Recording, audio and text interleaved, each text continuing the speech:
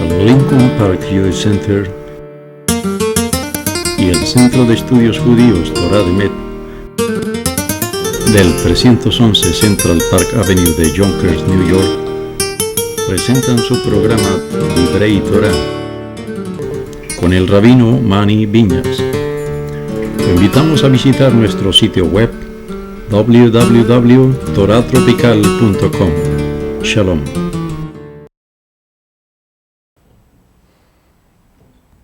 Estamos haciendo una serie sobre el Sidur y la oración diaria. Ya la semana pasada estudiamos sobre el Shema. Ahora estamos haciendo las oraciones preparativas para la Amidá y hoy vamos a hablar un poco sobre la Amidá.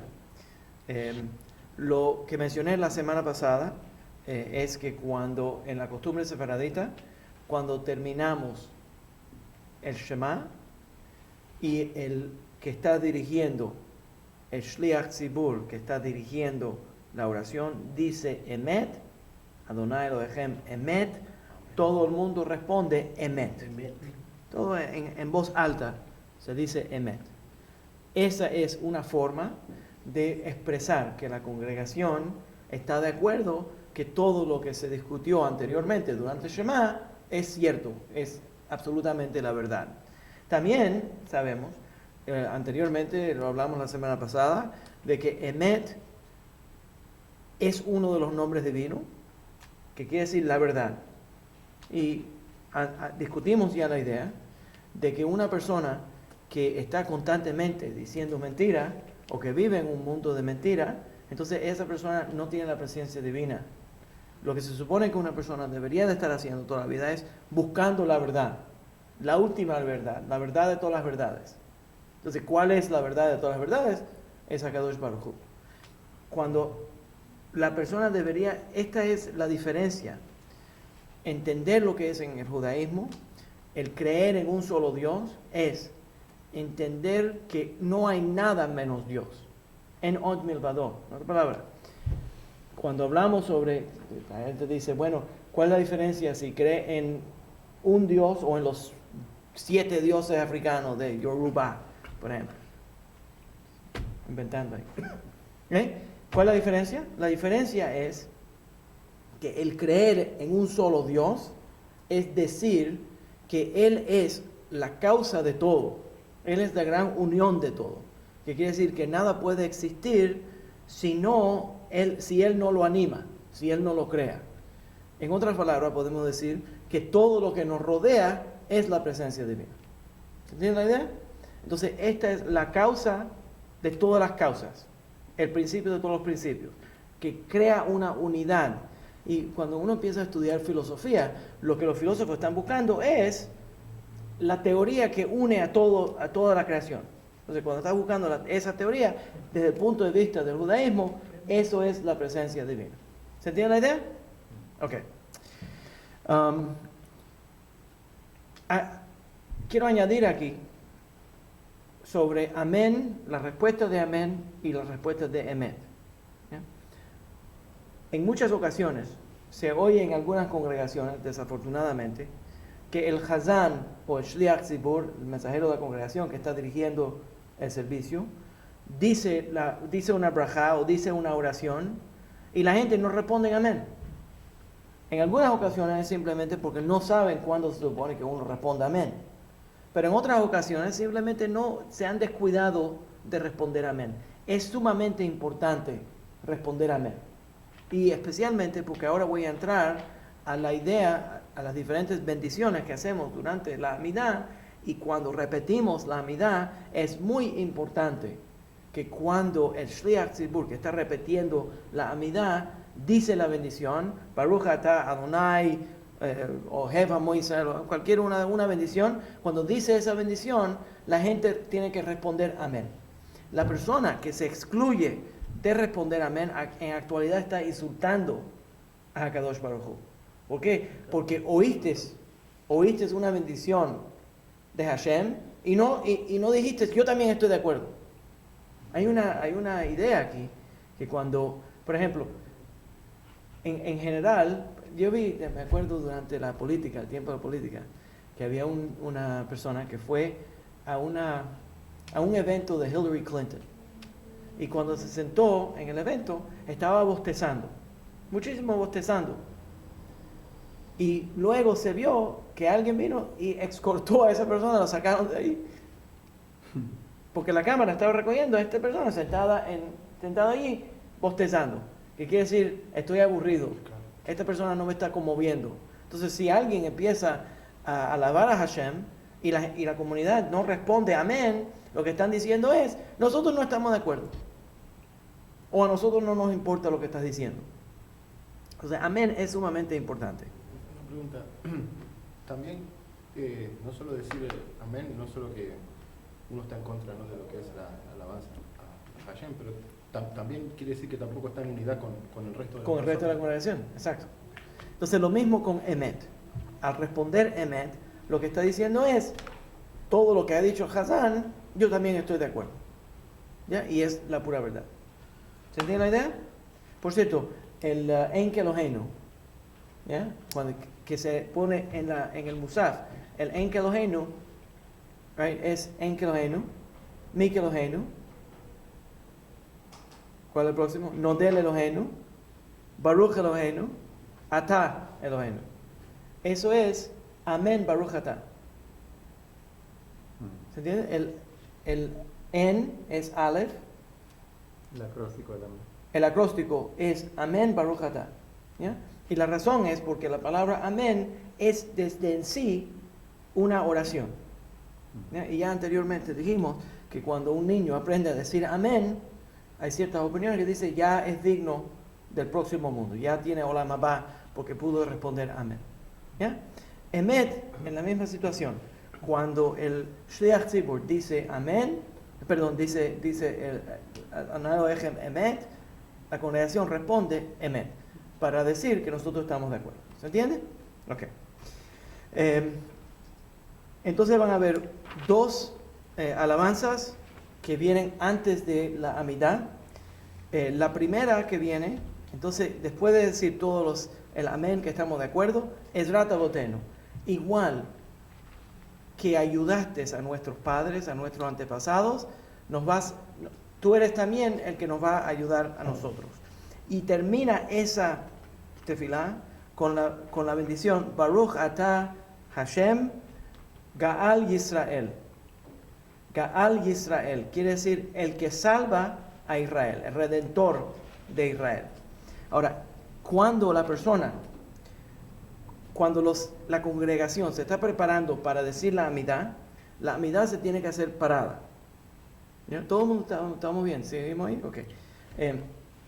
La Amidah se hace parada, que quiere decir, Amidah quiere decir parado. Entonces, antes de llegar a la Amidah, ya nos paramos. Y le voy a describir los pasos para poder hacer la Amidah en la forma correcta. Pero en algunas congregaciones se oye y esto se ve más en las comunidades ashkenazí, se ve que el que está dirigiendo la oración baja la voz. Cuando llega a la brajá, Baruch Atah Hashem Gaal Yisrael, bendito eres Hashem, que eres el redentor de Israel, baja la voz y no termina la brajá completamente en voz alta.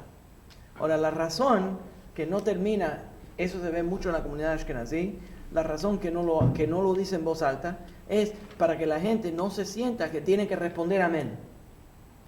La razón que no queremos que la gente responda amén es porque ese amén crea una interrupción entre la oración de Gaal Israel, de que Dios salva al pueblo judío, y la Amidah. Y la otra forma sería lo que se ve también en algunas comunidades ashkenazí y en algunas comunidades sefaraditas. Y eso es que el Shliach Tzibur lo dice en voz alta y la gente lo dice con él en voz alta. Y la mayor opinión es que eso es la mejor forma de hacerlo. Que todo el mundo diga Gaal Yisrael junto y entonces entre directamente a la Amidah. ¿Por qué? Porque lo que queremos es que esta Amidah, las oraciones que vamos a hacer juntos ahora, esté unida al concepto de la redención de Israel. Entonces, al igual que ayudaste a nuestros antepasados, salvaste a nuestros antepasados, interveniste en las vidas de nuestros antepasados, también te vamos a pedir que intervengas en la vida de nosotros. ¿Entienden la idea? Ok, entonces cuando estén aquí en la congregación y oigan Baruch atah Adonai Ga'al Yisrael, se dice junto el Baruch atah Adonai Ga'al Yisrael. ¿Ya? Ok, hay una costumbre que se volvió parte del Shulchan Aruch, y esa costumbre es tomar 3 pasos para adelante antes de hacer la Amidah. Ahora, para poder tomar 3 pasos para adelante, mucha gente toma 3 pasos para atrás y entonces tomas 3 pasos para adelante. Pero lo importante, la parte más importante de esos 3 pasos es los pasos para adelante. Y la razón es porque Abraham, cuando Hashem le habló y le dijo que iba a destruir a Sodoma, la Torah dice que él tomó 3 pasos, avanzó 3 pasos para defender a la gente de Sodoma. Entonces, ahora nosotros vamos a hacer la misma acción que tomó Abraham Avinu para entrar a la oración. La Amidah entonces se hace mirando en dirección de Jerusalén, en dirección del Ejal, del Sagrado Templo, para demostrar que la oración que vamos a hacer ahora es una expresión del servicio que se hacía en el Sagrado Templo. ¿Se entiende la idea? ¿Todo bien? ¿Los hipnoticé? Oh, ok. Hello? Oh, ok.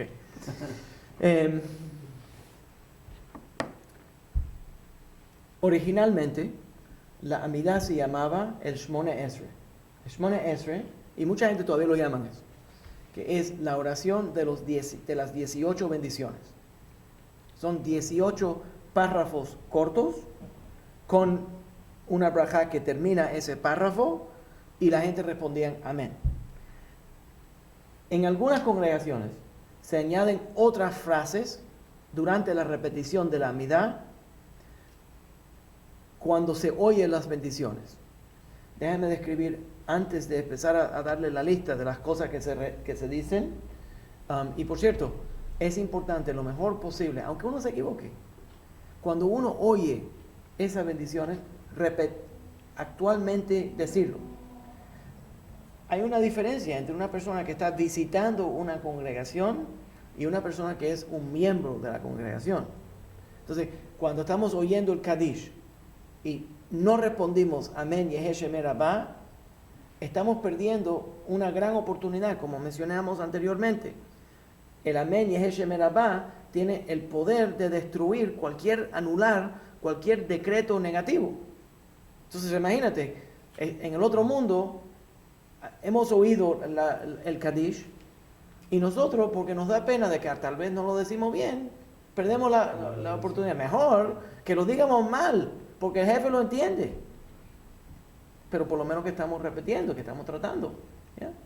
Entonces es muy importante. Y a veces de broma, cuando yo estoy orando, me viro para estar seguro de que la gente no se hayan ido, porque hay tanto silencio en la sinagoga.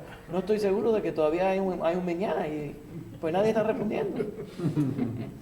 Se supone que uno ore en voz alta, lo más posible, durante la oración, que uno exprese en voz alta la oración, menos durante la Amidah que se dice silente.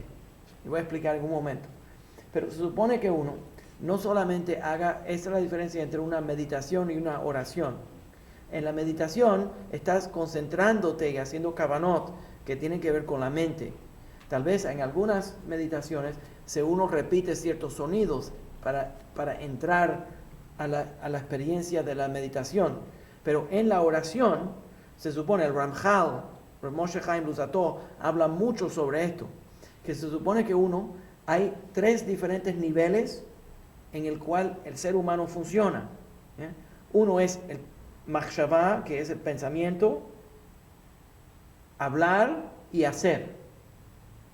Entonces, cuando la persona nada más está pensando, eso es un nivel de oración.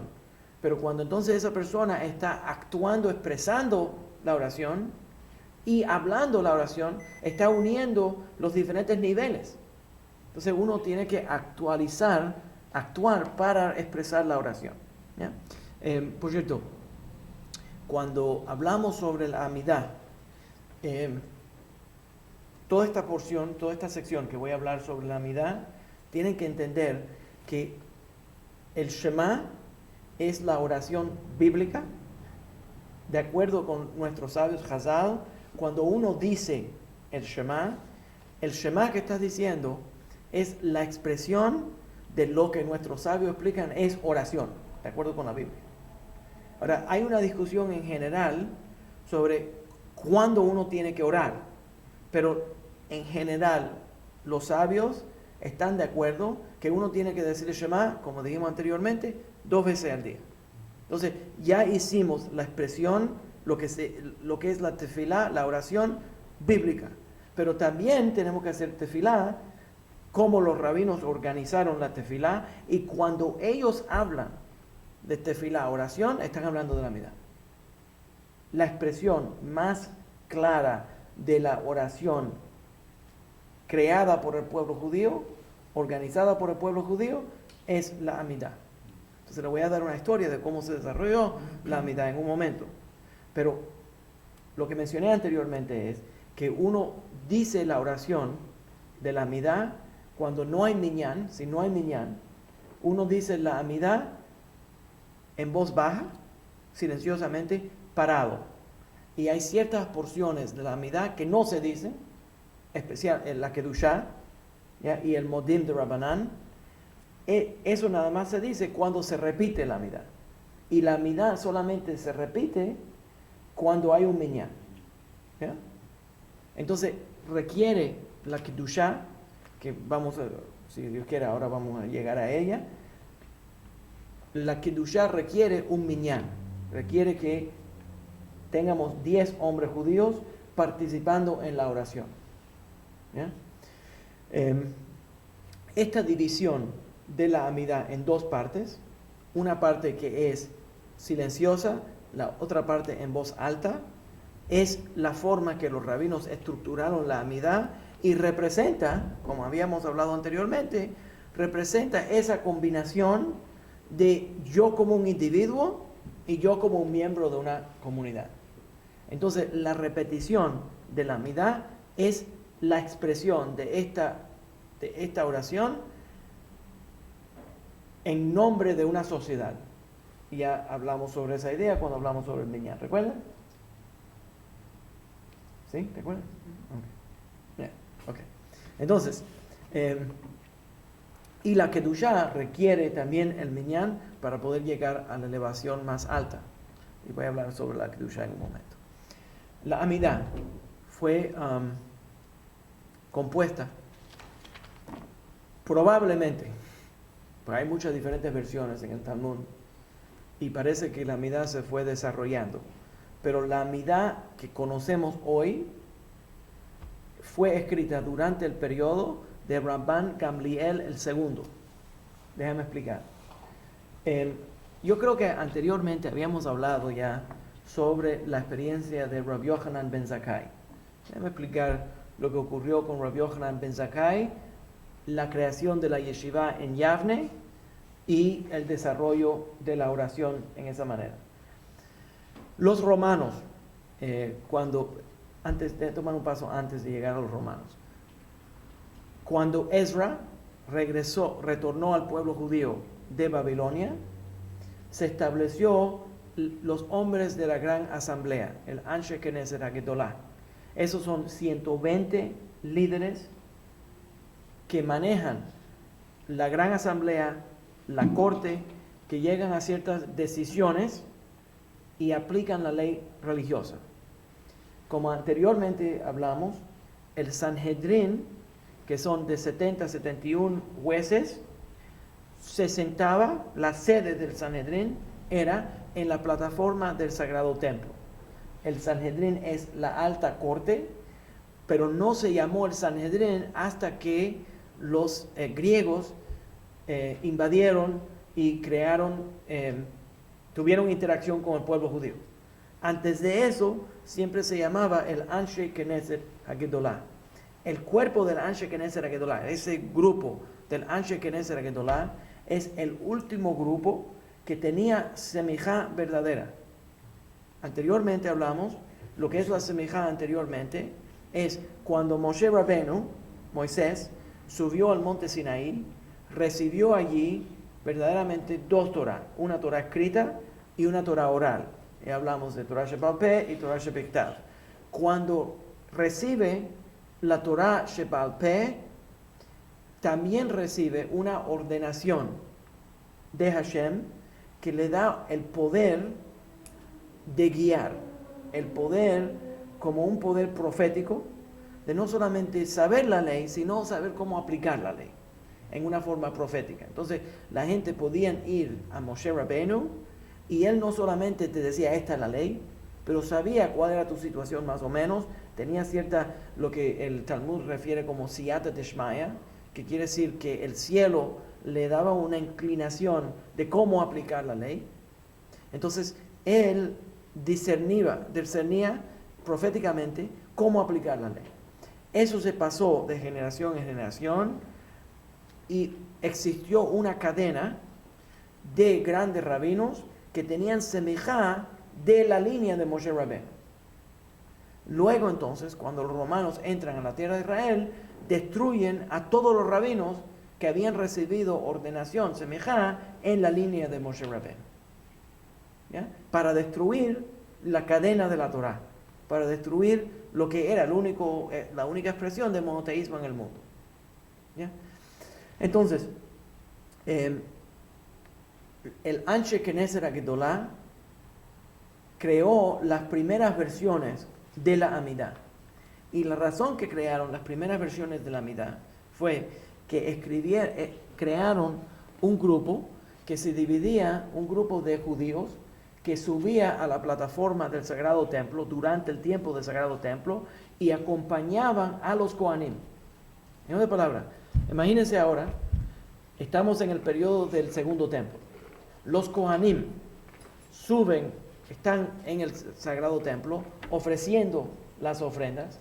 Anteriormente ya hablamos que cuando los griegos primero visitaron a la tierra de Israel, hubo un griego que escribió, y todavía lo tenemos históricamente grabado, un griego que escribió sobre lo que él vio, la visión que tuvo en Jerusalén cuando fue a visitar a la sagrada ciudad de Jerusalén. Describe él que estaba en la sagrada ciudad antigua de Jerusalén, que en la loma estaba el sagrado templo y que se podían oír, esto es Erev Pesach, que se podía oír el coro de los Kohanim y de los Leviim cantando, y que todo el valle se llenaba del sonido de ellos alabando a Hashem.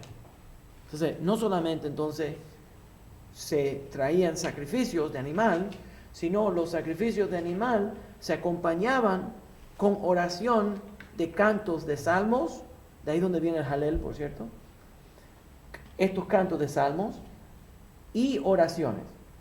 Entonces, cuando habían fiestas, todo el mundo iba al Sagrado Templo, pero durante el día, durante la semana, no todo el mundo podía ir. Entonces, 3 veces al año, todo Israel era Ole Regel, iban a Jerusalén, traían sus sacrificios, y entonces estaba lleno Jerusalén y estaba lleno la plataforma del templo, pero durante el año había menos personas. Entonces lo que se creó fue un grupo de Ma'amadim. Este grupo eran los miembros de las tribus de Israel. Cada tribu mandaba representantes a que pasen 24 semanas, en grupos de 24 semanas, en Jerusalén, representando las diferentes tribus. Y entonces cuando los Kohanim ofrecían los sacrificios, ellos representaban en la plataforma del Sagrado Templo al pueblo judío participando en los sacrificios. ¿Se entiende? Sí. Hoy en día, en el Sidur, cuando anteriormente hablamos, ¿recuerdan? Ustedes han estado aquí las últimas semanas, ¿verdad? Cuando terminamos los korbanot, cuando terminamos la sección que tiene que ver con los sacrificios, José, tú también estuviste aquí, ¿verdad? Sí. Okay. ¿Te parece a uno que está aquí? Terminamos con una oración que en una forma abierta dice, loosely, dice, Hashem, queremos traerte estos sacrificios, pero desafortunadamente el templo fue destruido y ya no tenemos Kohanim que traigan los sacrificios, y ya no tenemos Leviim que canten, y ya no tenemos representantes del pueblo judío que se paren en la plataforma. A eso se está refiriendo. Entonces, los Anshe Knesset Agedolá, los hombres de la gran asamblea, crean una orden de oración. Cuando Ezra retorna al pueblo judío a la tierra de Israel, crean una orden de oración que acompaña los sacrificios. Eso es un cambio. En el primer templo, habían algunas oraciones, pero lo más importante eran los sacrificios. Cuando sale al exilio el pueblo judío y ya se destruyó el primer templo, el pueblo judío organiza en el exilio las primeras sinagogas. Esas primeras sinagogas, cuando Ezra y Nehemia retornan, entonces este retorno mantiene todavía el orden de oración que se estableció en el Galut y lo vuelve a establecer en la tierra de Israel. Entonces, durante el segundo templo tienes oraciones de animal y oraciones acompañadas por ofrendas verbales. ¿Entiendes? Cantos, etc. Ahora, Los Mahamadim literalmente serían los que están parados ahí. Señores parados, ¿no? Sí, que quiere decir que están parados en la plataforma representando a las tribus de Israel. Es como el Oscar, lo que llenan la silla. Ajá. Vacío. Ajá. The representatives. Ajá. O el electoral College, que representan a diferentes estados. Yeah. Son los representantes. Ok. Ok, un poco más. Entonces, durante este periodo de tiempo, antes de que entran los romanos, y cuando ya empiezan los romanos, antes de la destrucción del segundo templo, la discusión dentro de la tierra de Israel es si deberíamos de instituir una oración. Ahora, sabemos que los Anshe Knesset Agedolá ya hicieron un prototipo de la Amidah, y la han instituido que se estaba haciendo en el Sagrado Templo. Pero la pregunta entonces es si deberíamos de instituir un servicio que es constantemente igual. Siempre repetir la misma palabra. Y hubieron diferentes rabinos que expresan o pro o contra. ¿Ya? Y se puede ver la razón, porque si siempre es la misma oración, a veces la gente puede de pronto recitar toda la oración y no tener en mente lo que están ofreciendo. Entonces, cuando dice, Rabbi Shimon Bar Yochai dice, que la persona que ofrece la oración sin añadir la kavaná es como una idólatra. Porque no está usando él está orándole a la oración en lugar de orarle a Hashem. Es algo mecánico. Es algo, sí, pero no solamente de que falló, pero es que está orándole a la oración. Una palabra, le dio valor a la oración, pero no le dio valor a Hashem. Y se supone que la oración es para Hashem. Entonces, requiere kavaná. ¿Entiendes la idea? Requiere intención. ¿Ya? Ok. Entonces, esa discusión existe durante ese periodo de tiempo, pero ya sabemos que existía un prototipo de las oraciones. Por cierto, hay una opinión que dice que los Anshe Knesset Agedolá hicieron 18 oraciones, y que esas 18 oraciones del Shmone Esrei representan los 18 huesos de la columna vertebral que compone, cuando la persona está parada, está componiendo como una escalera que llega entonces y va subiendo de la espalda, subiendo a conectarse al cielo. ¿Bien? Cuando los romanos vienen y destruyen, existía durante ese periodo de tiempo un rabino que se llamaba Rav Yochanan ben Zakkai. Esto le voy a dar un repaso rápido porque ya lo hablamos anteriormente. Estoy hablando muy rápido. No, está bien. Estoy hablando como un neoyorquino. Café. Sí, es el café, sí. El café que hizo Sara, que le echó el polvito ese especial. Ok. Entonces, Rav Yochanan ben Zakkai, toda la ciudad de Jerusalén está rodeada por el enemigo. Y habían en ese periodo de tiempo 4 grandes grupos que estaban expresando diferentes ideas filosóficas viviendo en la tierra de Israel. Uno de ellos son los Canaim, el grupo que quería ir a la guerra contra los romanos. ¿Ya? Este grupo estaba dentro de la ciudad de Jerusalén. Por cierto, déjame explicar por qué.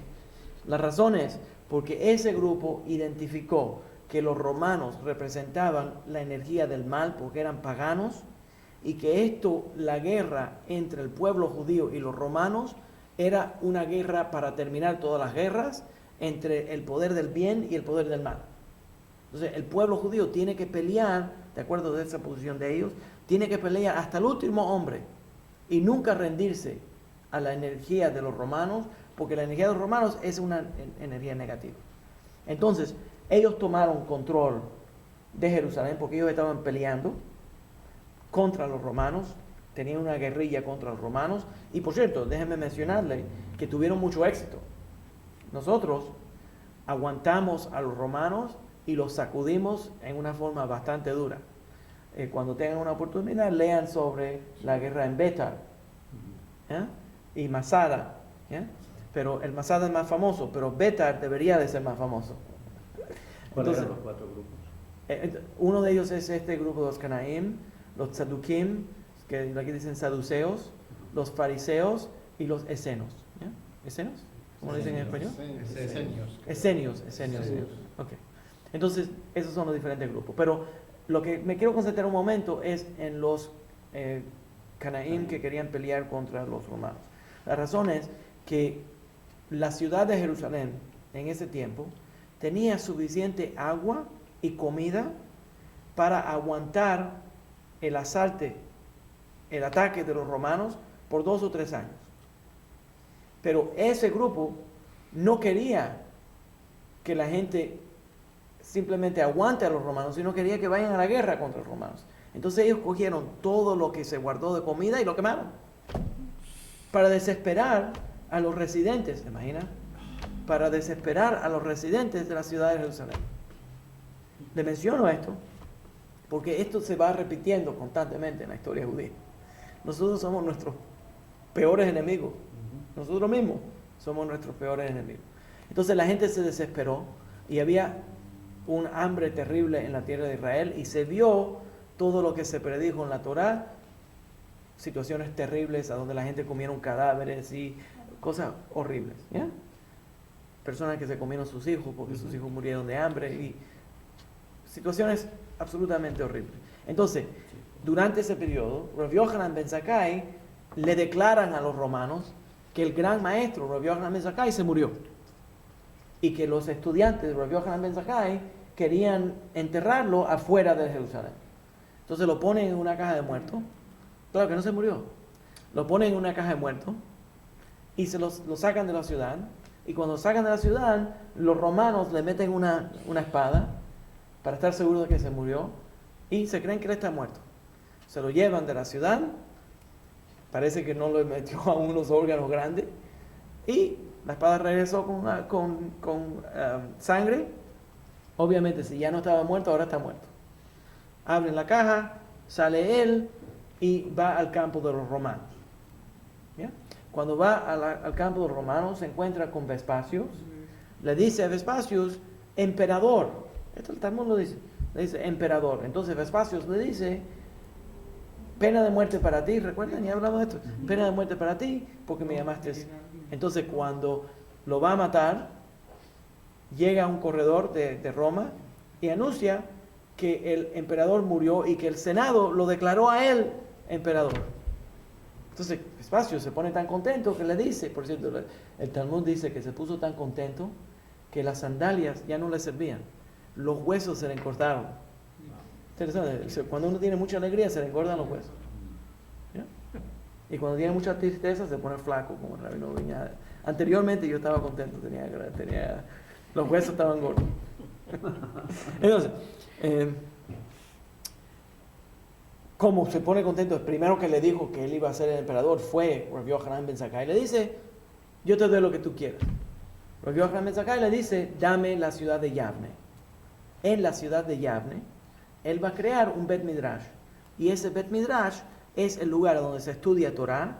Él crea una yeshiva en Yavne y allí van los sabios y vuelve a restablecer el estudio de Torah al sistema fariseo. Cuando estamos hablando del sistema fariseo de los Perushim, estamos hablando de lo que nosotros conocemos hoy en día como la Torah, el judaísmo. ¿Ya? Y esos son las personas, el grupo de individuos que creía durante ese periodo, creía que la Torah tenía una explicación oral junto con una revelación escrita. Los Perushim son el judaísmo, entonces, para todos que estamos aquí reunidos y nuestros amigos por el internet. Los Perushim son fundamentalistas. Todos nosotros somos fundamentalistas. Quiere decir que creemos que la Torah es la palabra de Hashem que no tiene error. Pero nosotros no interpretamos la Torah escrita directamente, sino tenemos un sistema de cómo entender la Torah. Es muy importante entender esto. En una palabra, si la Torah dice ojo por ojo y diente por diente, nosotros no lo tomamos literalmente, aunque creemos que sí Hashem le dijo a Moisés ojo por ojo y diente por diente.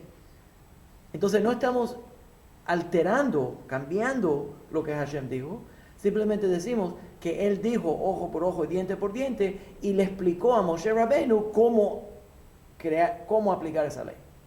Entonces, nunca nosotros interpretamos literalmente la Torah y hay situaciones a donde la Mesorá, la tradición oral, nos dice se tiene que aplicar literalmente y en otras ocasiones no se aplica literalmente. ¿Se entiende la idea? Ok. Entonces, esos son los Perushim. Después que Rabbi Yohanan ben Zakkai, y hablamos anteriormente, ¿recuerdan? De las costumbres, los takanot que hizo Rabbi Yohanan ben Zakkai para recordar el templo. ¿Ya? Para el Lav y Etrog todos los días de Sukkot. ¿Ya? Esos son takanot de Rabbi Yohanan ben Zakkai para recordar lo que se hacía en el Sagrado Templo. Entonces, la institución que crea Rabbi Yohanan ben Zakkai es para mantener el judaísmo en vivo. De verdad que estaba bueno el café hoy. Entonces, para mantener el judaísmo en vivo, ¿ya? Y hacer todo lo mejor posible para mantener el judaísmo aunque el templo fue destruido. Y aunque todos los grandes sabios fueron destruidos, ahora vamos a restablecer del remanente que queda del pueblo judío, vamos a restablecer la cadena de Torah. ¿Ya? Ok.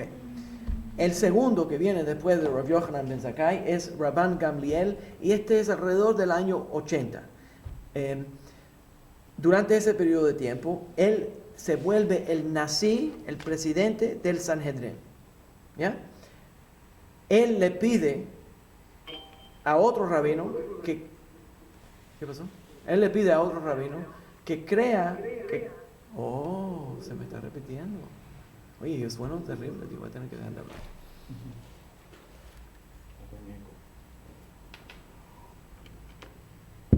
¿Sigo? Vale. Ok, entonces, él le pide a Rav Shimon ben Pakuli que escriba, que canonice, que cierre la Amidá. Esa Amidá, entonces, se escribe, es una mezcla de la Amidá que se escribió por los Anshe Knesset Agdolah, después cuando Ezra y Nehemia regresan, y entonces combinado con las necesidades de ese periodo de tiempo. Entonces se cierra la Amidá y ahora no queda ninguna discusión porque ya el templo fue destruido. Entonces lo único que nos queda es las oraciones que se hacían oralmente en el templo. ¿Se entiende la idea? Ok. Déjenme mencionarle, por cierto, que Rabban Gamliel, el segundo, era un tipo controversial. Era contemporáneo del rabino Akiva, ¿no? Aquí va. Un poco después. Pero era una persona controversial. Lo primero que hizo fue, yo le escribí, hubo una discusión en el Talmud entre Eliezer ben Hyrcanus sobre el almanaque, la creación del almanaque, y lo excomunicó. Y entonces luego humilló a un rabino, Rabbi Yehoshua ben Hanania, lo humilló completamente y creó una rebelión dentro de la yeshiva en Yavne. Lo quitaron a él de Nasi y lo reemplazaron con Rabbi Eliezer ben Azariah. Y eso se ve en la Haggadah. Rabbi Eliezer ben Azariah. ¿Cuál es? Rabbi Eliezer ben Azariah dice, yo soy como un hombre de 70 años. ¿Se recuerdan? ¿Por qué? Porque cuando quitaron a Rabban Gamliel, porque estaba maltratando a los otros sabios, se volvió un problema político entre los rabinos. Entonces ponen a Rabbi Eliezer ben Azariah. Pero el problema de él es que era un hombre joven, era un hombre muy, muy joven. Entonces los otros rabinos dijeron, ¿cómo vas a quitar a este anciano y poner a este joven? Y se formó una discusión entre ellos. Y dice el Talmud, la tradición rabínica, dice que ocurrió un milagro y le salieron canas a la barba del rabino. Entonces él aparentaba ser un viejo, pero era un joven. Y eso se ve reflexionado en la Haggadah. ¿Ya? Entonces lo van a ver dentro de la Haggadah cuando le explica que él no entendía, completamente cómo aplicar la ley, y entonces te enseña, y lo aprendió de otro. Y eso el Talmud entonces dice, Rabbi Eliezer ben Azariah era sumamente inteligente porque él no llegaba a sus propias determinaciones, sino colaboraba con sus colegas. Entonces sabía decir, mira, esto yo lo aprendí de este, esto lo aprendí de este, esto lo aprendí de este, y entonces creaba paz entre todos los sabios. Interesantemente, Rabbi Eliezer ben Azariah hasta retornó a Rabban Gamliel a su posición. Luego lo retornó para crear la paz entre todas las diferentes facciones dentro de la yeshiva de Yad. ¿Se entiende todo esto? Ok. Entonces, entre las cosas se le añadió una oración más, adicionalmente, al Shmone Esrei. En vez de 18 oraciones, se le añadió una oración número 19. Esto es la Malshinim. Los Ashkenazim dicen ve la Malshinim, es lo mismo. La Malshinim ve la Minim. Que todos los que colaboren contra nuestros enemigos no tengan esperanza. Y al rabino que escribió esa oración se le dio a Shmuel HaKatan. Esto está en la Gemara en Brajot. Dice que Shmuel HaKatan se le pidió que él escriba esa oración. La razón es porque Shmuel HaKatan siempre solía repetir una Mishnah que está en Pirkei Avot. Oigan bien, ¿a quién le asignaron que escriba una oración que dice que a los colaboradores con los enemigos que no tengan esperanza, que no tengan alivio en el otro mundo? Como una maldición, pero es una maldición a otros judíos que están colaborando con los romanos. Y no solamente a los judíos, pero a otros grupos que voy a describir en un momento. Pero Rav Shmuel HaKatan constantemente repetía la Mishnah en Pirkei Avot que dice, cuando tu enemigo se caiga, no deberías de regocijar, no deberías de tener una fiesta. No celebres cuando tu enemigo falla. Entonces, como él era una persona que amaba tanto a todo el pueblo judío, su ministerio, su personalidad era uno de siempre no encontrarle falta al resto del pueblo judío. A él le asignaron que escriba esa oración, para que no se le vaya la mano. ¿Ya? Hay otra opinión que dice que no solamente la oración de la Malshinim Velaminim no es solamente contra los judíos que estaban colaborando. Yo te veo que parece que quieres decirme algo. ¿Todo bien? Todo bien. Okay. ¿Ya están ellos hipnotizados? Sí, no, ido, no sé qué pasó ahí. Ya. Se fue la señal. Ya, sí, pero ya otra vez. Y ahora ya regresamos. ¿Qué le faltó? Ahora se van a creer que yo soy un rabino reformista, que dejé parte de la mitad afuera. ¿Cuál fue la parte que sigo? Si puedes volverlo a lo del Aminim, la oración de la minim, la mashinim y la minim. Se le pidió a Shmuel Akatán, que era uno de los miembros de la asamblea, de este grupo de la yeshiva, se le pidió que él escriba una oración número 19 adicionada al Shmone Esrei. Ahora por eso no se puede llamar el Shmone Esrei verdaderamente, se llama la Amidah, ¿ya? Pero hay gente que todavía lo llama el Shmone Esrei, más o menos, ¿ya? Entonces esta oración se le añade pidiéndole a Hashem que no le dé esperanza en el otro mundo y que corte y que le quite el poder a las personas que estén colaborando con los enemigos del pueblo judío. Eso incluye obviamente a los judíos que estaban colaborando y también a los samaritanos. Te voy a explicar en ese un momento, ¿ya? Samaritanos se dice, ¿no? Sí. Samaritanos en español. Ok. Entonces, pero déjame explicar un poco más.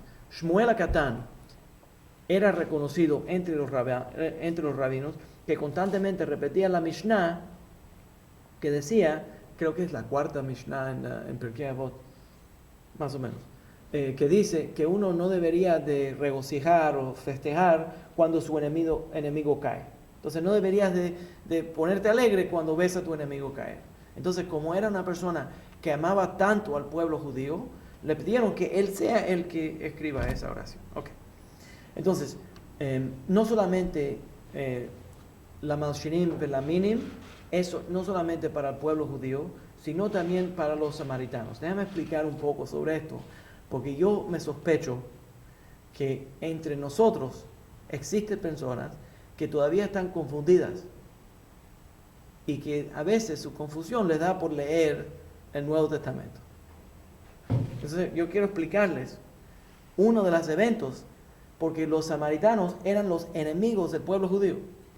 Y cuando la gente entiende verdaderamente quiénes son los samaritanos, entonces podemos entender uno de los trucos feos que se presenta dentro del Nuevo Testamento, que verdaderamente es un insulto al pueblo judío, y cualquiera que esté repitiendo esta frase se está insultando al mismo. Déjame explicar.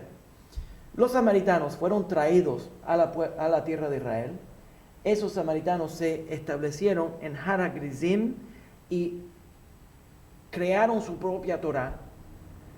Y ellos decían que ellos eran los verdaderos judíos.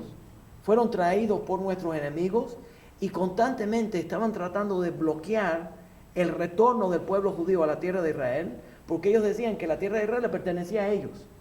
Y crearon un templo en Har HaGrizim y constantemente estaban calumniando al pueblo judío con los enemigos para bloquearnos. En una de esas ocasiones, el pueblo judío quería restablecer el templo y trataron de bloquear el restablecimiento del templo diciendo que estábamos creando las paredes de la ciudad de Jerusalén porque queríamos hacer una guerra contra los persas. ¿Te acuerdas? Entonces, los samaritanos eran unos malvados. Y entonces, en el Nuevo Testamento, cuando los romanos escriben el Nuevo Testamento, tienen el cuento del buen samaritano. Y constantemente la gente repite, bueno, el buen samaritano. Esto es un good Samaritan. Y cada vez que alguien hace algo bueno, le dicen el good Samaritan. Pues sí, ¿Qué es lo que? Hasta hospitales tienen. Hasta hospitales tienen el nombre del samaritano ese. Pero yo lo veo Ellos lo presentan en ese cuento, porque es un cuento. En ese cuento ocurre que un judío maltrata a una persona y un samaritano lo ayuda. Entonces queda mal el pueblo judío. Pero eso es una fabricación completamente, una mentira completamente. Eso nunca ocurrió. Eso lo que están haciendo es tratando de calumniar al pueblo judío y usar a nuestro enemigo para decir ese enemigo es mejor que nosotros. ¿Ustedes están entendiendo? Es igual que cuando los romanos entraron a la tierra de Israel y le pusieron Palestina.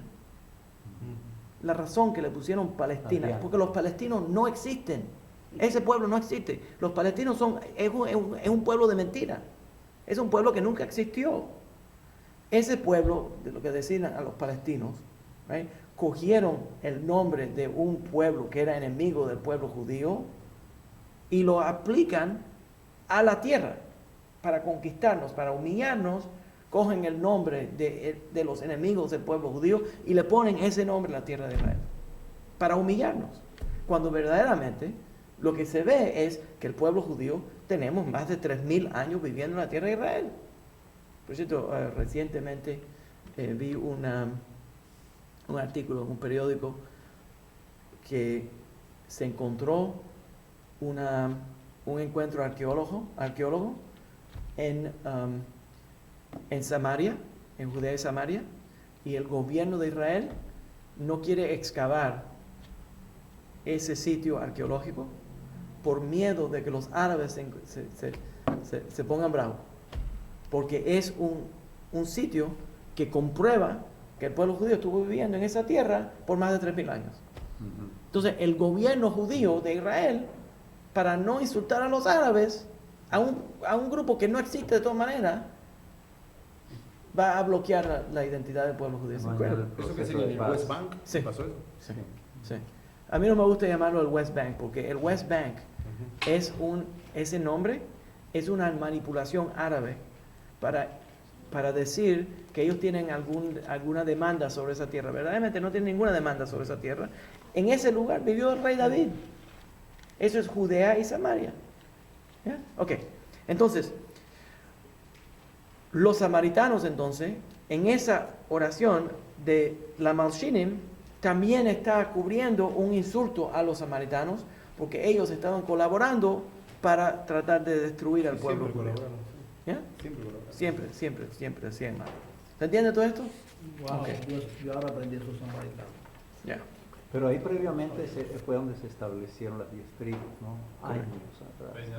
Ujú. Ese es el concepto que yo tengo, Sí. de que los samaritanos son parte, o sea, son las 10 tribus de Efraín. No, No. no, O sea, no, Fue donde No. estuvieron ahí. No. Establecieron. no. Yo creí que eran gitanos. Incluso en el relato del buen samaritano, absorben la identidad del pueblo de Israel. ¿Quién es el primero que va a socorrer? Exacto. ¿Quién es el primero que va a socorrer? El Cohen. Right. Y después va Levita, el levita. Y después del levita, ¿quién va? los samaritanos. Es samaritano. Debería Israel. Exacto. Entonces eso es un truco antisemita para asumir lo que ellos estaban diciendo, de que ellos eran los que mandaban. Con Israel están los tres niveles, el Exacto. Cohen, el Leví y el Israel. Exacto. Entonces está el Cohen, el Leví y el samaritano. Una cosa más que quiero mencionar sobre... ¿De dónde vienen los samaritanos? Déjame seguir aquí. Esto no es una historia. Vamos a seguir.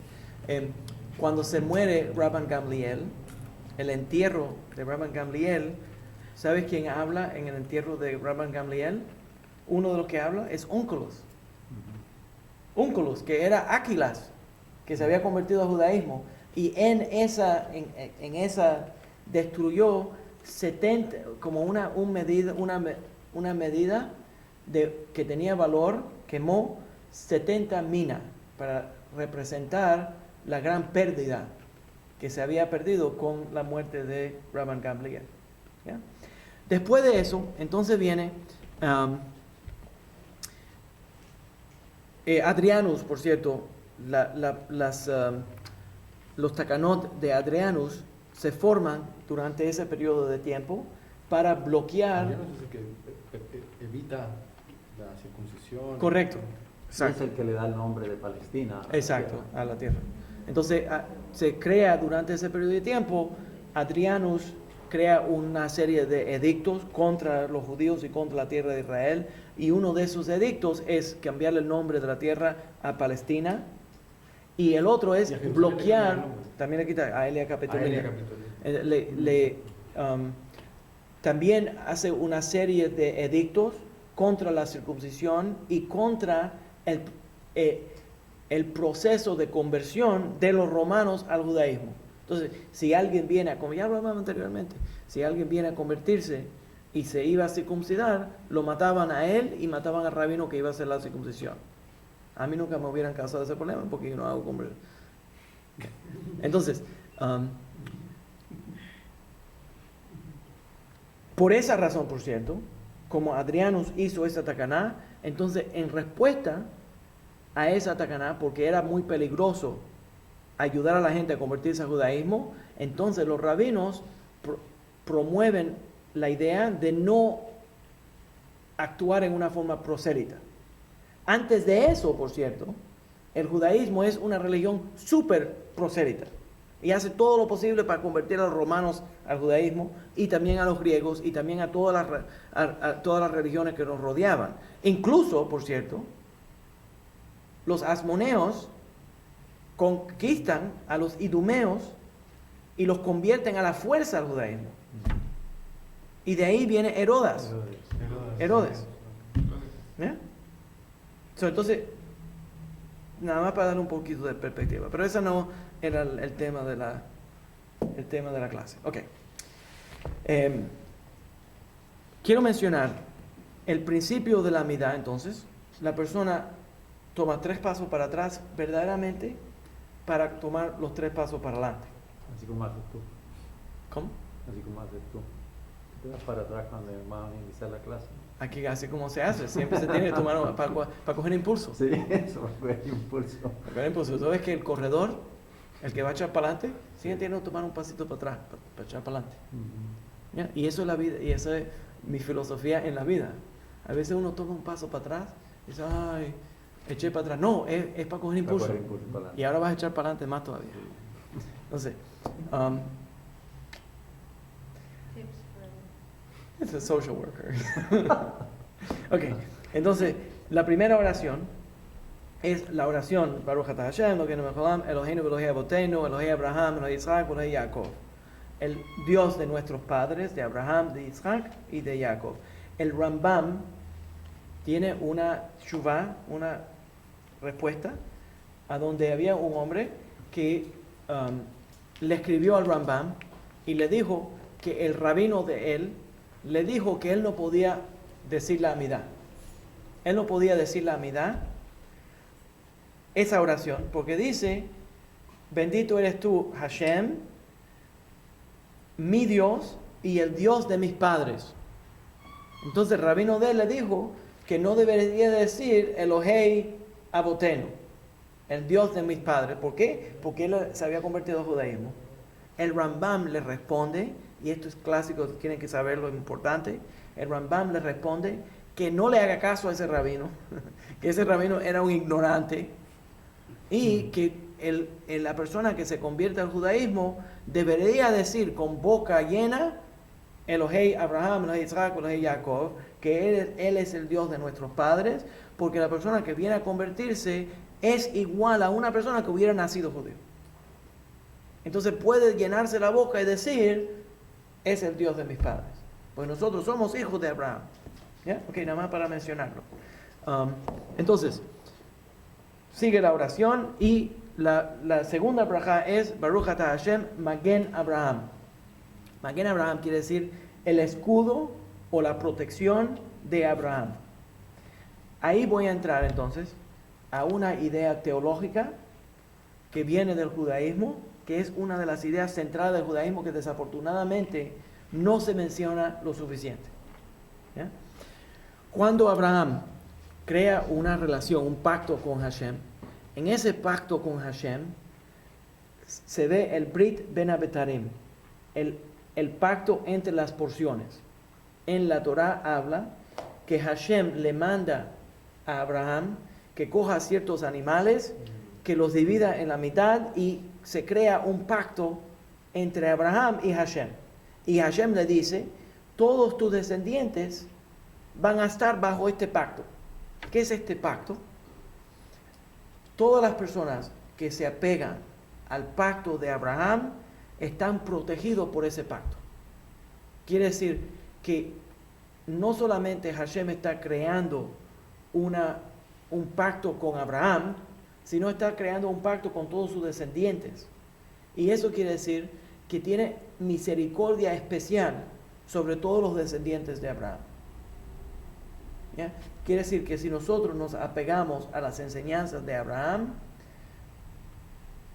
el Talmud y Chazal lo explican de esta manera, cuando el alma de esa persona que se ha pegado al pacto de Abraham llega al otro mundo, Abraham sirve como una protección del castigo en el otro mundo. En otras palabras, sabemos que la persona llega al otro mundo, llega a la corte celestial. Cuando uno se muere, llega a la corte celestial. Y la corte celestial decide si uno va a recibir recompensa o si Haz Shalom va a recibir un poco de castigo por el mal que hizo. Nuestros sabios explican que por el Maguen Abraham, por el pacto de Abraham, como Abraham hizo el Brit Ben Abetarim, como hizo el pacto, entonces viene un perdón especial por estar en ese pacto de Abraham. ¿Se entiende? Ahora, eso es muy importante, porque eso explica otra conexión en que hay una Mishnah que dice claramente que todo Israel tiene una porción en el otro mundo. Entonces, enseguida que uno se vuelve parte del pacto de Abraham y recibe y empieza a guardar los mitzvot, aunque sabemos que a veces nosotros fallamos y no hacemos la cosa de la forma perfecta, nuestro deseo de estar conectado dentro de ese pacto nos cambia de ser un individuo. ¿Están oyendo lo que estoy diciendo? Está cambiando de ser un individuo a ser un miembro de una comunidad. Cuando eres un individuo, la ley se te aplica en una forma más estricta, como un individuo. Pero si eres un individuo que es parte de una comunidad, la ley es más liviana. Y especialmente cuando es parte de la comunidad de Israel. Entonces, la ley se afloja para el pueblo judío. Entonces, cuando la gente me ofrece a mí una salvación especial, yo le diría, yo la tengo. No tengo necesidad de la otra. ¿Se entiende? Ok. Sigue entonces, Mechalkel Chaim Bechesed, y en esa oración termina con Mechayeh Hametim. Bendito es Hashem, que va a resucitar a los muertos.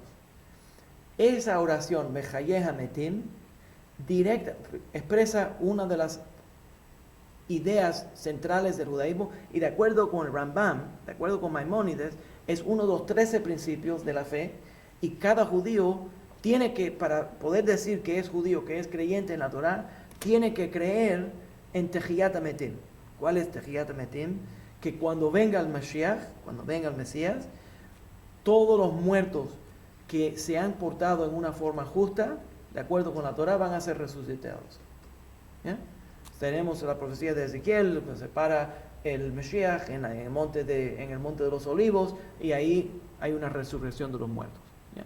Entonces, Tehiyat HaMetim, nuestros sabios explican, y voy a darle rápidamente, porque esto tiene mucho para explicar, pero rápidamente quiero explicar esta idea.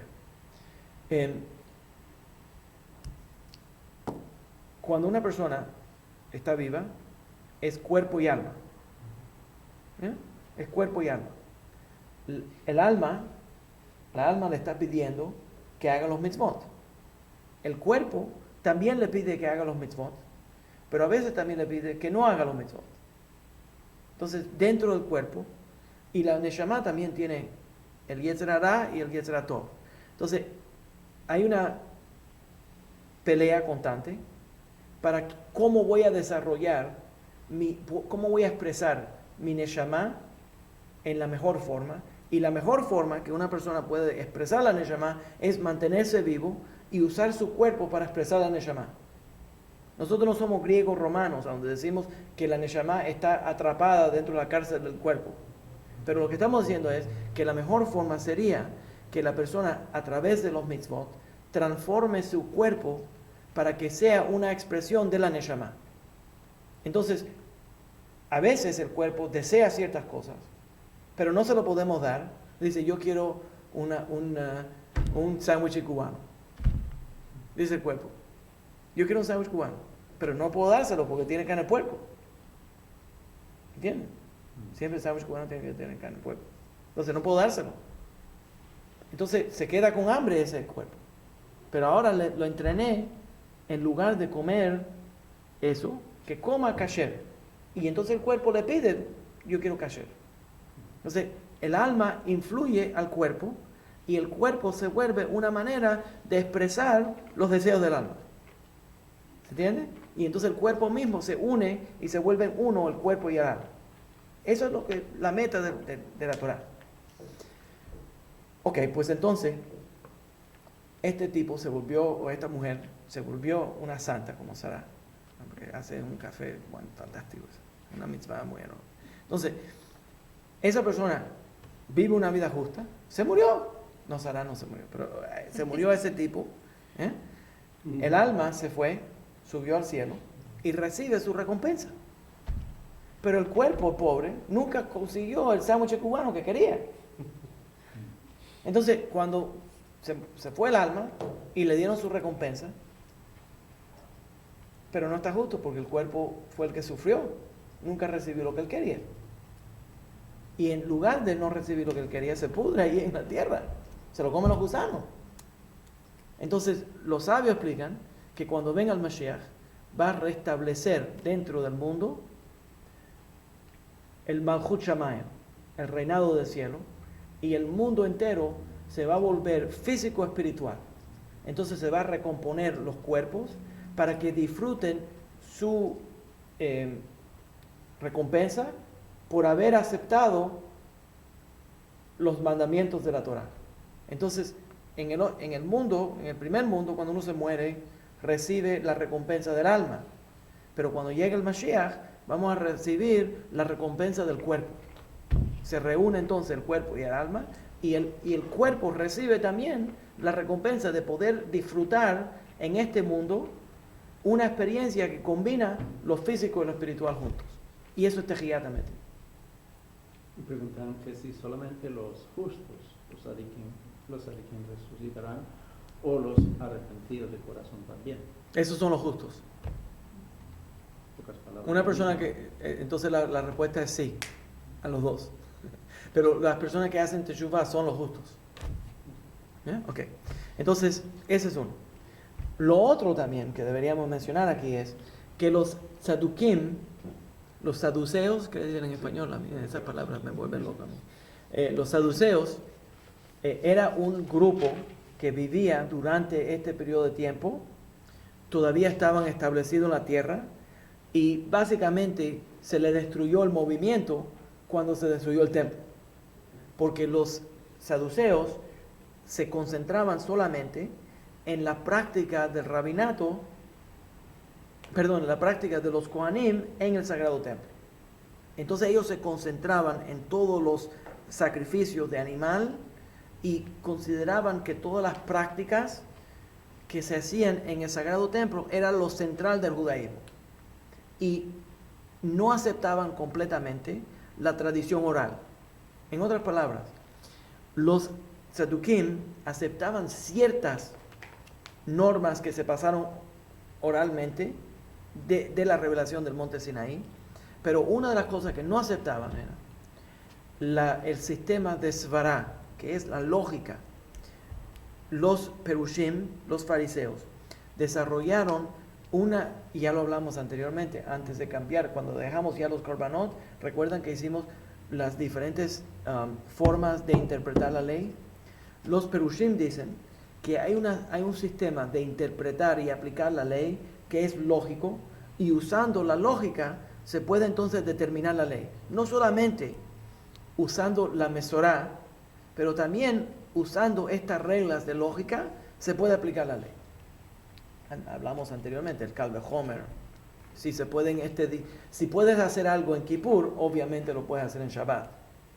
¿Por qué? Porque Kippur es más grande que Shabbat. Entonces, si es permitido en Kippur, obviamente se puede hacer en Shabbat. O Gezerah Shabbat,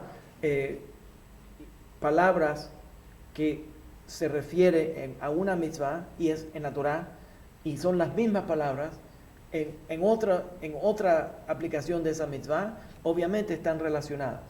¿Ya? Yom Teruah, el Gezerah Shabbat de Yom Teruah, cuando sonamos el shofar, este es el más famoso Gezerah Shabbat. La Torah dice que Rosh Hashanah se llama Yom Teruah, pero que tenemos que sonar el shofar, el día de sonar la trompeta, pero no dice cuáles son los tonos que tenemos que sonar en Rosh Hashanah. Entonces, ¿cómo sabemos que este Kigash Varim Teruah? ¿Cómo lo sabemos? Entonces, la forma, ¿cómo? Okay. Entonces, la forma que lo sabemos, I don't know why I get so excited. La forma que lo sabemos es, I don't know why, it turns me on the Gezerah Shabbat, I don't know why. No sé por qué. La forma que lo sabemos es cuando la Torah describe el jubileo y habla de sonar el shofar, entonces describe allí, describe Yom Teruah y dice cómo sonar el shofar para el Yovel, para el jubileo. Entonces, como describe en las mismas palabras el jubileo, el sonar el shofar para el jubileo, y usa el Yom Teruah, usa la palabra Teruah, entonces quiere decir que si usó Teruah para esos sonidos que se hacen en Yovel, también se hacen en Rosh Hashanah. Una pregunta. Ahora cuando venga Yom Kippur creo que va a ser Shabbat. Sí. ¿Cómo? Cuando termina Yom Kippur sonamos el shofar. Oh. Cuando entonces ya se terminó Shabbat. ¿Se entiende? ¿Eso que me estás preguntando? No, que es el mismo día. Kippur. Sí. Entonces, es Shabbat. Shabbat y Kippur caen el mismo día. Sí. Entonces se hace el ayuno y cuando termina Shabbat, cuando termina Kippur, se suena el shofar. ¿Ya? Ok. El punto es que los saduceos no aceptaban, no creían en la resurrección de los muertos. Entonces, cuando nosotros decimos la oración, bendito es Hashem, que va a resucitar a los muertos, estamos describiéndonos como creyentes en la Torah oral y el sistema de la Torah oral. ¿Versteis? ¿Qué hora es? 8:35. Yo siempre hago la misma pregunta a esta ¿A hora. esta hora? ¿Cómo te parece? ¿Ya? Y eso me da suficiente tiempo para entrar a la Kedusha. ¿Ya? Ok. ¿No hay preguntas hasta ahora? Me siento como si estoy hablando. Diga. Cuando, por ejemplo, bueno, yo he visto acá en la sinagoga, en el Shabbat, que cuando usted está leyendo para rezar a las personas que están enfermas, y la persona que le dice amén, amén, ¿está bien? ¿Está correcto lo que está haciendo? O porque como usted estaba diciendo hace rato de la congregación, de seguir todos juntos, Yeah. porque no es... Alguna gente le gusta expresar, no está violando la ley, pero la verdad no se supone que uno se sobresalga dentro de la congregación en esa manera. Se supone que uno diga los amén junto con el resto de la congregación. Pero no está haciendo nada mal, ¿me entiendes? Pero no se considera en buena forma que uno haga cosas que lo resalten de entre el resto de la congregación. Sí, no, ¿Se entendió lo que estaba, estoy diciendo? Sí, Yeah. pero como yo estaba confundido... Pero ya me acostumbré tanto a la mente de ella que cuando ella no está, me falta la mente. Me falta la mente. Ya me acostumbré. Ya sabes, es verdad, ¿no? Pero no se supone que uno... Pero está bien también, ese es el problema de la atención, en que uno quiere orar junto con la congregación, pero también quiere expresarse como un individuo. Entonces, un balance de los dos. Yo no creo que hay una respuesta así de sí o no. Exacto, ¿viste? Exacto. Yeah. Ok. Durante la repetición de la Amidah, antes de entrar a la Kedusha, hay que prepararse. ¿Ya? Entonces, quiero mencionar que en la Amidah se supone que uno haga la Amidah parado y tener los pies juntos. La razón que uno tiene los pies juntos es en la visión de Ezequiel, cuando ve los ángeles, tienen un solo pie. Y eso es importante de entender. la razón que tienen un solo pie es que los ángeles viven solamente en el mundo espiritual. Nosotros tenemos 2 pies, 2 patas. Un pie para el mundo físico, que estamos en este mundo, y el otro en el mundo espiritual. ¿Ya? Andamos en los dos ámbitos. Pero los ángeles tienen un solo pie. Entonces, cuando vamos a expresar la amidad, que la amidad es tan sagrada, ponemos los pies juntos para asumir la posición como los ángeles. Y hay mucho material ahí. El Talmud dice que los ángeles verdaderamente no pueden cantarle alabanzas a Hashem hasta que el pueblo judío le cante alabanzas a Hashem. Las oraciones que el pueblo judío da son más altas que las oraciones de los ángeles. ¿Por qué? Porque los ángeles no tienen poder de decidir si quieren alabar. Automáticamente tienen que alabar. El pueblo judío escoge si va a alabar o no. Entonces tiene mucho más poder que los ángeles. ¿Ya? Nunca se sienta. ¿Eh? Nunca se sienta. Nunca se sienta. Ni se cuesta mucho menos. Exacto. Entonces, esta unión de los pies es una parte importante también. No hay pregunta. ¿Satán fue un ángel o no? Sigue siendo.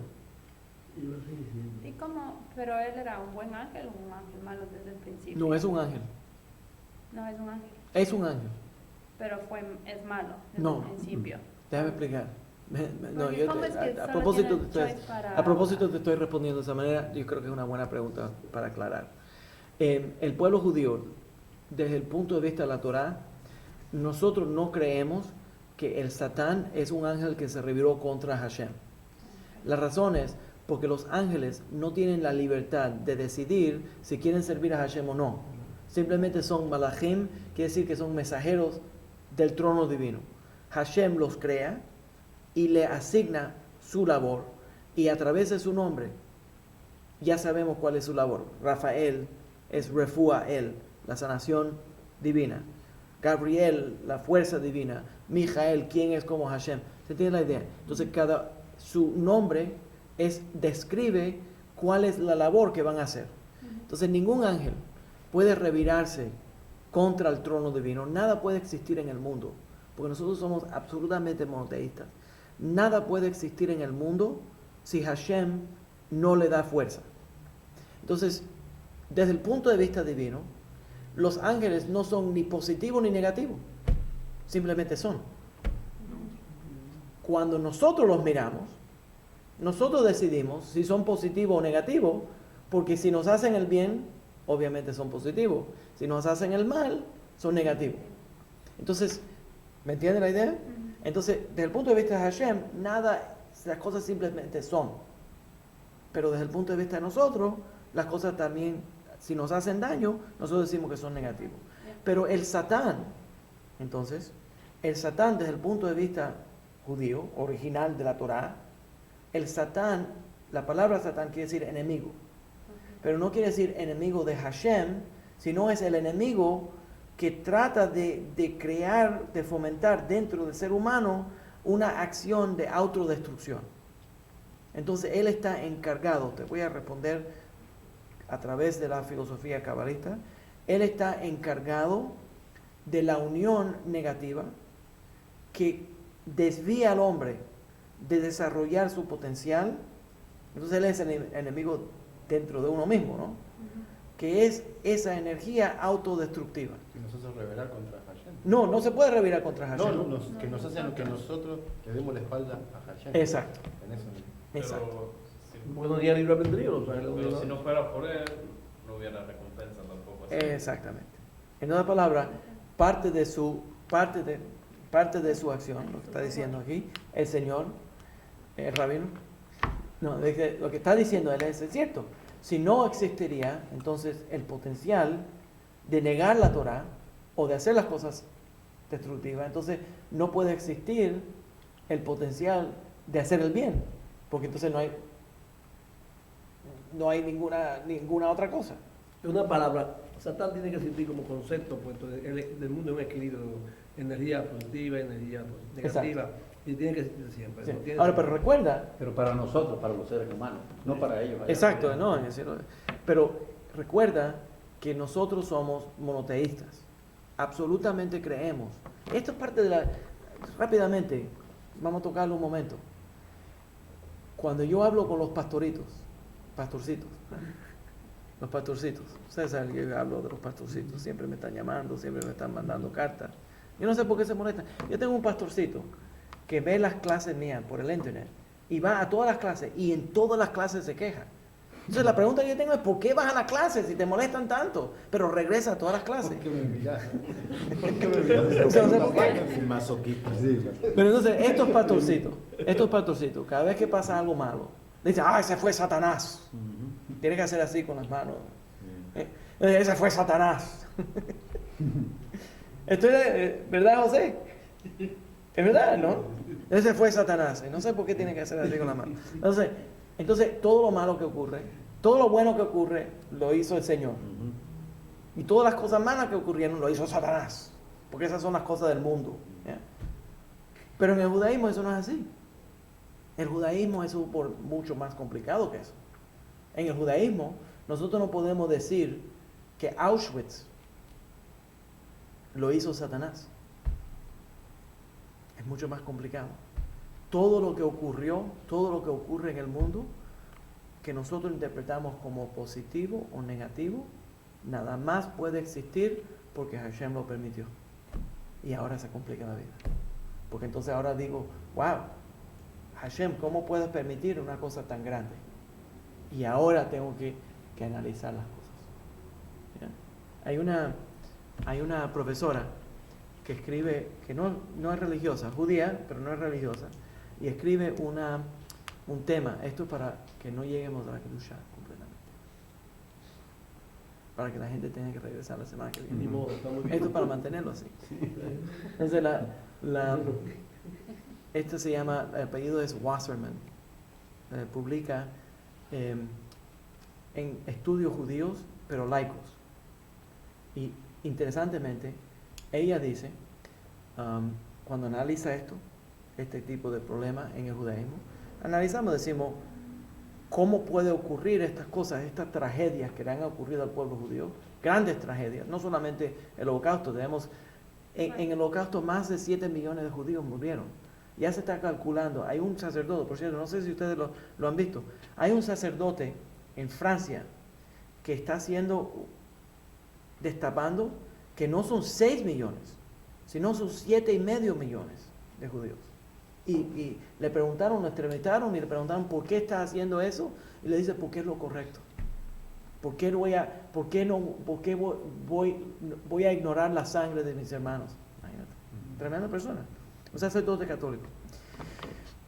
Entonces ocurren estas tragedias y el pueblo judío tiene que responder a estas tragedias.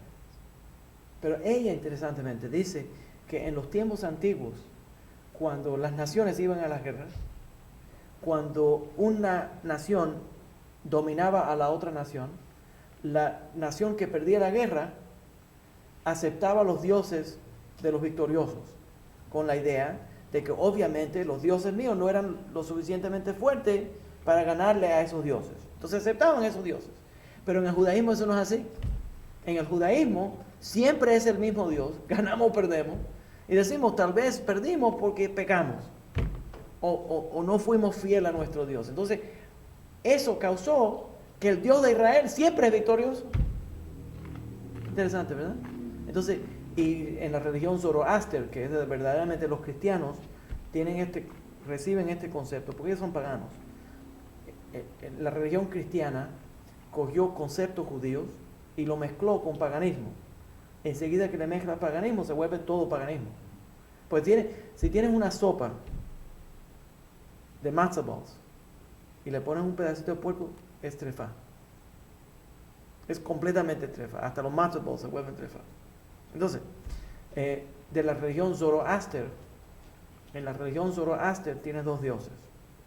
Ellos dicen que son monoteístas. Pero en la religión Zoroaster tienes un Dios bueno y un Dios malo. ¿Ya? Entonces ellos cogieron ese concepto y lo transfirieron a ese evento. ¿Ya? ¿Qué hora es? 8:49. Mis amigos todavía están en línea o se fueron de huelga, se No, molestaron. me encanta lo de los pastorcitos mentirosos. Aquí hay una niña que su tío es pastor y sabe lo que tú estás hablando. ¿Es pastor o es pastorcito? Pastorcito. All right, vamos a entrar entonces un poquito, vamos a destapar un poquito la Kedushá. ¿Ya? Okay. Que siga, te está pidiendo, fíjate, está trasnochando porque está en Israel, ¿no? Rica. Sí, voy a seguir hasta las 9 en punto. A 9 en punto voy a seguir. A lo mejor 9:01, pero por ahí. Ok. Se hace toda la amidad silenciosamente. Si hay un minyan, se repite la amidad. O la razón que se repite la amidad es... Hay diferentes versiones de por qué repetir la amidad. Una de las versiones es que es la expresión de yo orando como individuo y yo orando como una comunidad. Entonces se repite en voz alta. Otros dicen que la razón que se repite en voz alta, van juntos, no son otra forma de entenderlo, es que mucha gente en los tiempos antiguos no sabía cómo leer y escribir y no tenían sidurim. Entonces la gente que no sabían la amidad de memoria, y la mayor parte después de muchos años de decir la amidad ya no lo memorizamos. Entonces la gente que no sabían cómo leer y escribir querían participar en la amidad, pero nada más había un solo texto de la amidad y ese era el Hazán. Entonces lo que hacíamos era que la gente se paraba silenciosamente y el que no sabía la oración se quedaba callado y esperaba. Cuando entonces el Hazán repetía la amidad, él decía la amidad junto con el Hazán. ¿Se entiende? O si no podía sincronizar sus voces con el Hazán, lo que hacía era que al repetir amén ya tenía una porción en cada una de ellas. ¿Ya? Entonces esa es la repetición de la amidad. Te veo sonriendo, me imagino que ellos están ahí a las dos manos hablando de los pastorcitos. Sí. Dile que dejen los pastorcitos y que oigan lo que estoy hablando de la Kedushá. No están tan emocionados que quieren ver ya el video en YouTube. ¿De quién? Mañana eso subo. ¿Cuál video? De ahora. Ya quieren verlo, pero dejen que termine primero. No tienen que están ellos planeando el almuerzo cuando todavía no se han acostado a dormir. No, el desayuno.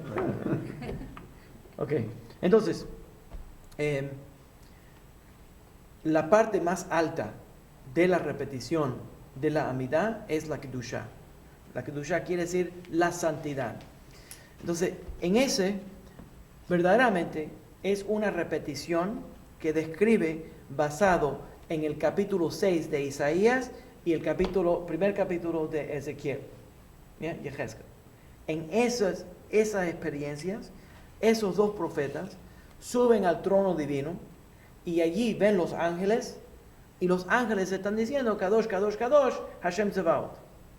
Entonces se va ahora a recontar la experiencia de estos profetas cuando subieron al trono celestial y allí tuvieron la experiencia de sentir la presencia divina en toda su lleno de la presencia divina y de cantar ellos entre los ángeles.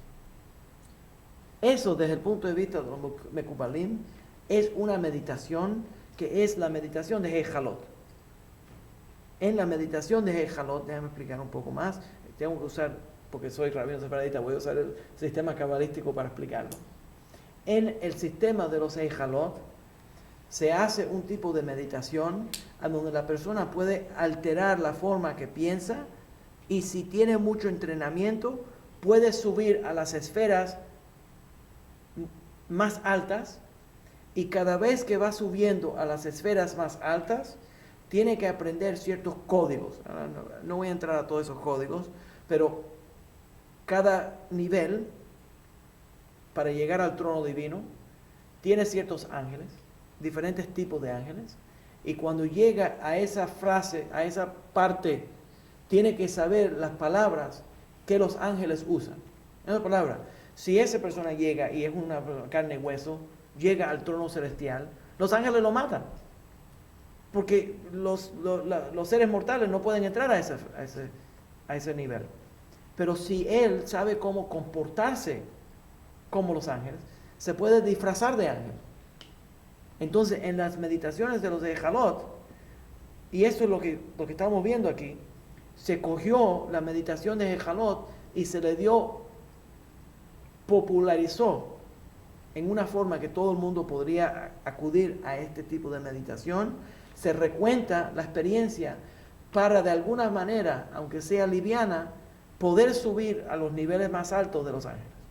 Entonces, la persona tiene los pies juntos, asumió ya la posición del ángel, porque el ángel tiene nada más un solo pie, y cuando llega a Kedushá, mucha gente se sube 3 veces, levanta el cañal y dice Kadosh, Kadosh, Kadosh, y dice en voz alta Kadosh, Kadosh, Kadosh. Entonces, cuando los ángeles te ven, piensa que tú eres uno de los ángeles. Y en la meditación de los de Jalot, esto es sumamente importante, porque de acuerdo con los Mekubalim, entonces la persona que entra al trono, a la presencia del trono divino, no solamente oye, puede tener profecía, porque puede oír lo que se está discutiendo en el trono divino, y también porque entró al trono divino, a la presencia del trono divino, y entró usando los códigos que los ángeles están usando, puede introducir ideas y oraciones dentro del trono divino para que se cumplan. Entonces la Kedushá es sumamente importante, tanto que uno no puede caminar en la sinagoga, no puede hablar con otras personas, no puede saludarlos, tiene que mantenerse completamente de pie y atención a la Kedushá. No se supone que uno, durante la Kedushá, por cierto, se supone que uno tenga kavanot que sean kavanot de paz y de tranquilidad. Y cuando uno está haciendo la Kedushá, uno tiene que decir esas palabras y tener en la meditación, dentro del corazón, dentro de la mente, ideas que sean agradables. Si uno tiene ideas que no son agradables, desde el punto de vista de los Mekubalim, lo botan a uno de la presencia divina. Eso es una idea mística, ¿ya? Entonces la persona entra a la Kedushá, por eso que siempre yo lo anuncio cuando voy a repetir la Amidá, le digo que se mantengan de pie hasta el final de la Kedushá para mantener la santidad de la Kedushá. Juntos entonces, el grupo recita la Kedushá, la congregación recita la Kedushá y dice las mismas palabras que los ángeles para entonces causar que toda la congregación se vuelva como la congregación de los ángeles. ¿Se entiende? Ok. Hay diferentes formas de expresar la Kedushá. En el Sidur Sefaradita, la primera frase de la Kedushá es Nakdishecha. Déjame ver cómo él lo traduce.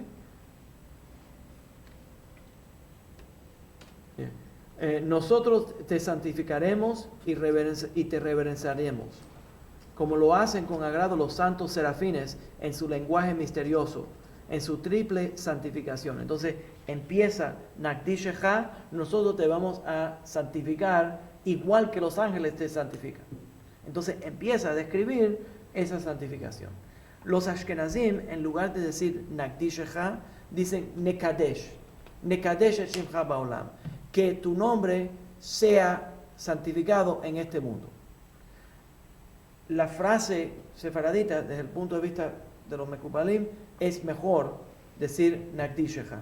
Y también en el mundo Ashkenazí es mejor decir Nakdishecha que Nekadesh. Y por esa razón, los Ashkenazim, cuando tienes 2 Amidot, tienes en la Amidá de Shacharit, dicen Nekadesh, y en la Amidá de Musaf, cuando es ya la última Amidá, dice Nakdishecha, porque ya subió de categoría. Los Sefaradim empezamos con Nakdishecha y en el Musaf le ponemos Keter Yitenu Lecha. Te vamos a dar una corona. Estamos dando una corona. Que entonces ya eso llega a otro nivel de chutzpah más alto todavía en Kabbalah. ¿Cuál es?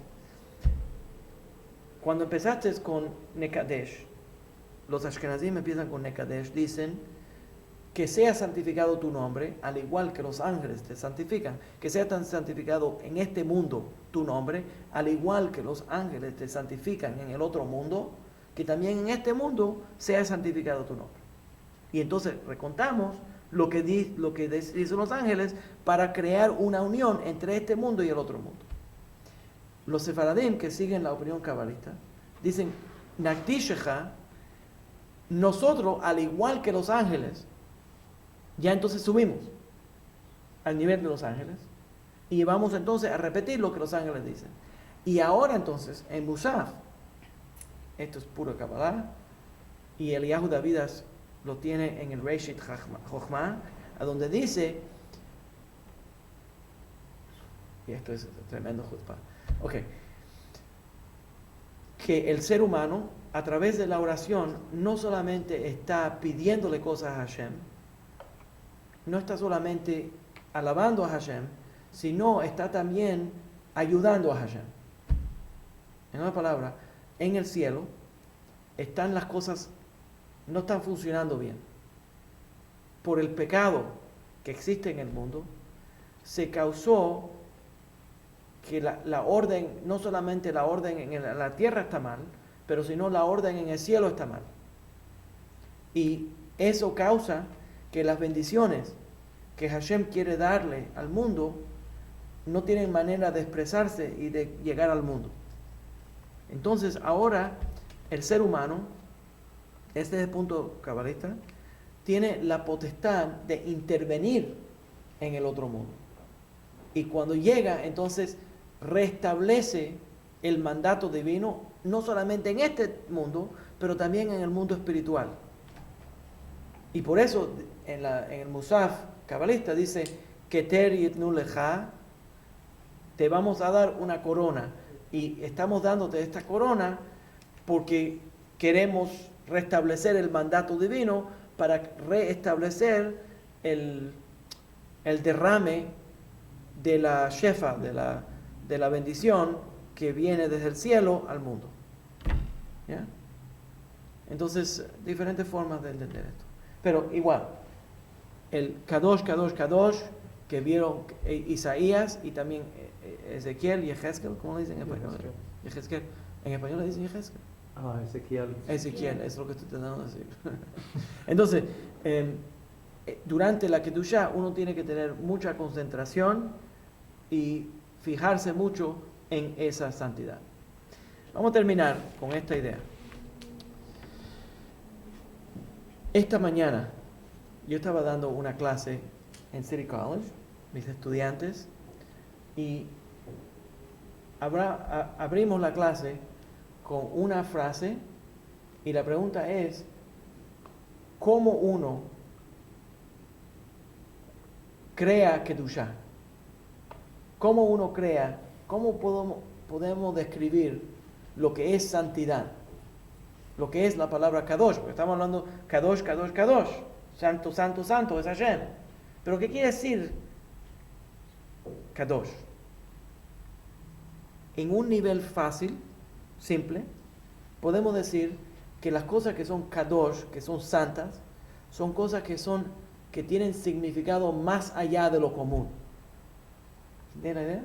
La palabra, si algo es sagrado, si mi relación con mi pareja es sagrada, quiere decir que tiene gran significado esa relación que yo tengo con ella.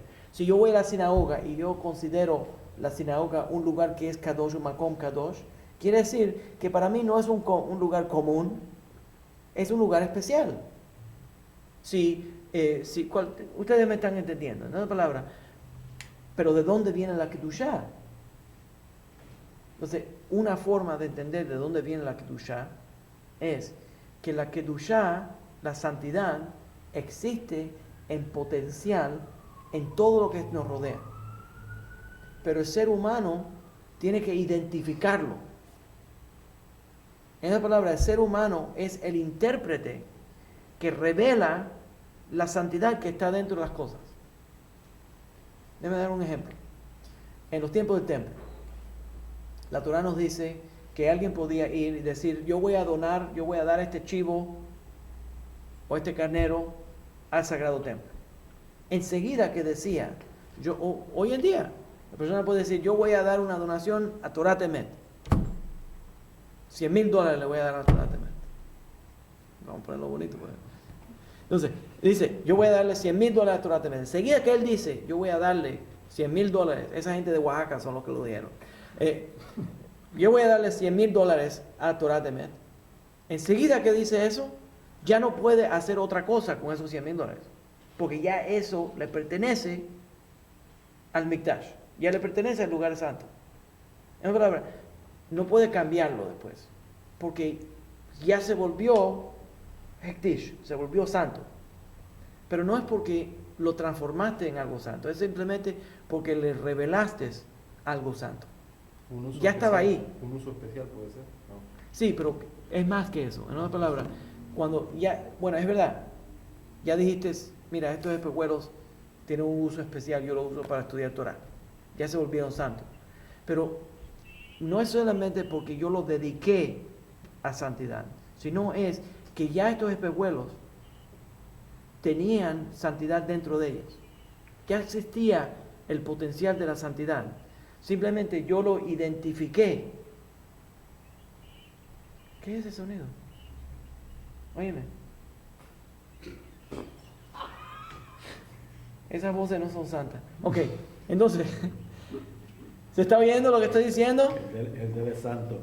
¿El mío no está haciendo bulla? Ni el mío tampoco. no sé de dónde viene entonces. Ok, entonces, lo que estoy tratando de decir es que tiene cierta santidad y ya existió allí, pero la persona lo reveló, destapó el potencial que estaba allí. ¿Se entiende lo que estoy diciendo? Entonces, ¿cómo una Torah, por ejemplo? ¿Cómo una Torah se vuelve santa? Porque está en un templo sagrado, ¿no? ¿Eh? Porque tal vez la Torah está en un templo sagrado. O está No, antes de ir al templo sagrado ya es sagrado. Porque cuando el Sofer lo escribió, tuvo en mente que él está haciendo algo que es sagrado. Y él dice, Leshem Kedushat Sefer Torah. Hareni Kotev Leshem Kedushat Sefer Torah. Yo estoy escribiendo para darle Kedushá al sagrado, al pergamino de la Torah. Entonces, en pocas palabras, no es que la Kedushá descienda del cielo, sino que desde la tierra nosotros la trabajamos para que suba al cielo. Exactamente. Como cuando hacemos fuego con los palitos, ¿no? Exactamente. ¿Ya? ¿Se entiende la idea? Entonces, la vida tiene Kedushá. La vida de cada persona tiene Kedushá. Pero, ¿sabe lo que para que tenga Kedushá, ¿sabe lo que tiene que hacer? La persona tiene que identificarse como un ser santo. Trabajar en eso. Tiene que entender que él es un ser santo y que su vida tiene propósito, su vida tiene Kedushá, y entonces de esa forma encaminar su vida a la Kedushá. Pero él tiene que identificar la santidad que está dentro de él. ¿Se entiende? Ok, ahí vamos a terminar. Very good. Mucho thank you.